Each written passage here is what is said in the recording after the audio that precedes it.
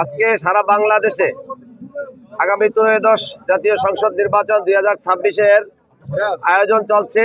তারই ধারাবাহিকতায় ভোলা সদরেও আজকে ধানের শীষের প্রার্থী আলহাজ গোলাম নবী আলমগীরের ধানের শীষের প্রচারণা এই বিএনপি শক্তিশালী ঘাটে শিবপুর ইউনিয়নে অনুষ্ঠিত হবে। ইতিমধ্যে আপনারা দেখেছেন এই শিবপুর ইউনিয়নের বিভিন্ন ওয়ার্ড থেকে নেতাকর্মীরা এসে বাজার পরিপূর্ণ, কানায় কানায় পরিপূর্ণ হয়ে গিয়েছে। আমরা তো অত্যন্ত ভাগ্যবান। দেশনায়ক তারেক জিয়া বলেছেন, যারা মাঠে মাঠে কাজ করবে তাদেরকে মূল্যায়ন করবেন। তারেক জিয়া সাহেব, আমাদের প্রিয় নেতা তারেক জিয়া, তার কথা রেখেছেন।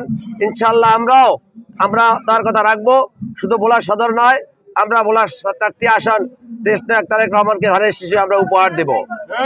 আল্লাহর কাছে অশেষ শুকরিয়া।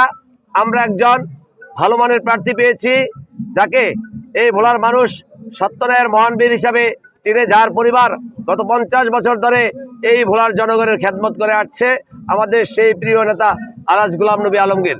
আজকে এই শিবপুরবাসী, শিবপুরের সকল নেতাকর্মী তাই অধীর আগ্রহে উদ্গ্রীব আছে তাকে বরণ করে নেওয়ার জন্য। আমরা ভোলা সদর থানার পক্ষ থেকে, এই আসনের পক্ষ থেকে শিবপুরের নেতৃবৃন্দকে আমরা ধন্যবাদ জানাই।